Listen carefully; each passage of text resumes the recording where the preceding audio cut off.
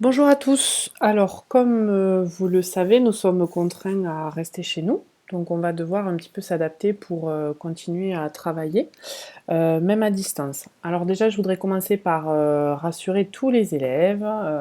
Vous allez voir que je vais vous présenter donc le fonctionnement général en fait des séances de physique-chimie, mais vous allez devoir le faire à votre rythme et il n'y a pas de pression à avoir. Vous faites ce que vous pouvez, comme vous le pouvez, puisque cela dépend de l'accès à OSE, cela va dépendre de la connexion que vous avez chez vous, de si vous avez accès à un ordinateur pour toute la famille, ça risque de pas être forcément évident. Donc je voudrais vraiment rassurer tout le monde, on ne se met pas la pression, la situation est bien assez anxiogène comme ça, on ne va pas en rajouter.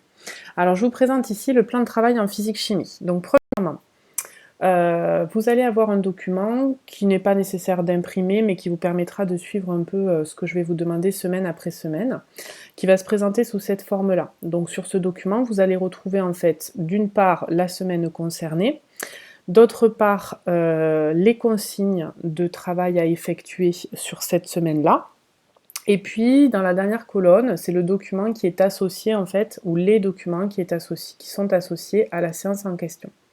Ce document, il est juste là pour vous permettre de suivre un petit peu l'état d'avancement et de vous y retrouver. Chaque semaine, je ferai une petite vidéo de présentation à partir des documents que vous devrez avoir avec vous, pour vous présenter justement le travail que vous aurez à effectuer semaine après semaine. Alors, en ce qui concerne les documents utilisés, quels sont-ils? Alors généralement, ils vont se présenter toujours sous le même format, c'est-à-dire une première partie avec une activité qu'il faut réaliser avec des consignes assez claires et qui reprennent souvent un accès à un lien, une animation, une vidéo, parfois un quiz, comme vous avez l'habitude de le faire déjà, et suivi d'une trace écrite qu'il vous faudra donc compléter une fois que la vidéo aura été visualisée ou l'animation faite. Et en dernier lieu, vous avez souvent, alors pas toutes les activités vous le verrez, mais un entraînement qui vous permet de voir si vous comprenez ou pas les choses que l'on a faites auparavant. Chaque semaine, vous aurez donc un travail de ce genre à faire là, et la semaine suivante, je vous mettrai à disposition les corrigés de manière à ce que vous puissiez vérifier que tout est bien en adéquation, et éventuellement que vous puissiez vous noter quelque part si il reste des incompréhensions pour qu'on en discute. Donc une fois que les entraînements sont faits, alors où est-ce que vous allez pouvoir trouver ces documents? Alors c'est là que réside tout le problème, si je puis dire. On va passer, quoi qu'il en soit, par l'environnement numérique OSE, puisque vous avez normalement vos accès, bien consciente que l'accès n'est pas très simple en ces premiers jours. Vous les trouverez sur le cahier de texte, mais aussi dans les parcours pédagogiques. Et les parcours pédagogiques permettront de voir un petit peu le suivi, donc n'hésitez pas à vous servir des parcours pour pouvoir justement voir ce qu'il y a à faire à chaque fois.